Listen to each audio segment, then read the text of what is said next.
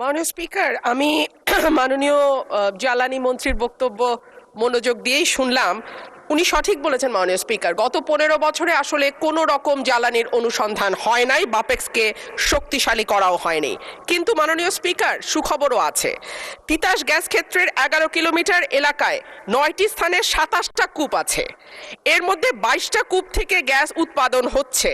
2025 সালের নভেম্বর পর্যন্ত এইসব কূপ থেকে দৈনিক গড়ে 333.56 মিলিয়ন ঘনফুট গ্যাস উৎপাদন হয়েছে, এবং এটি আমার ব্রাহ্মণবাড়িয়াতে। এর মধ্যে আরও একটি সুখবর আছে মাননীয় স্পিকার। এই মাসের 19 তারিখ থেকে ব্রাহ্মণবাড়িয়ার তিতাস গ্যাস ফিল্ডে নতুন গভীর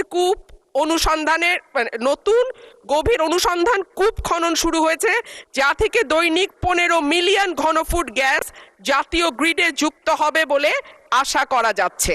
5.6 কিলোমিটার গভীর এই কূপটি খননে প্রায় 7 মাস সময় লাগবে, এবং এটি দেশের জ্বালানি সংকট মোকাবেলায় একটি বড় ভূমিকা রাখবে বলে আমরা আশা করছি। মাননীয় সদস্য, আজকে আমরা খুব টাইম কনস্ট্যান্টে আছি।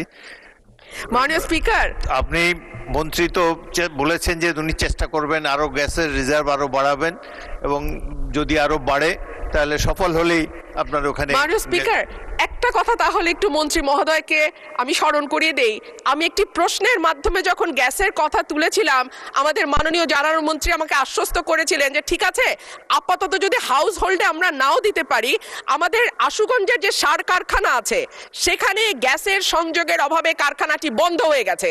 মাননীয় স্পিকার, মাননীয় মন্ত্রী যদি অন্তত সার কারখানায় গ্যাসটা দেয়, তাহলে আমি আমার এলাকার মানুষের কাছে একটু মুখ দেখাইতে পারি। মাননীয় স্পিকার, ধন্যবাদ। মাননীয় মন্ত্রী, সার কারখানায় দিবেন কিনা? মাননীয় সংসদ সদস্য রুবিন ফরহাকে একটা সুখবর দিতে চাই যে 1 তারিখ থেকে আমরা, যদিও বিদ্যুতের উৎপাদন আমাদের ক্ষতিগ্রস্ত হবে, তারপরে দেশের কৃষির কথা চিন্তা করে আমরা 1 তারিখ থেকে ফার্টিলাইজার ফ্যাক্টরিতে গ্যাস দেওয়ার সিদ্ধান্ত নিয়েছি। ধন্যবাদ মাননীয় স্পিকার।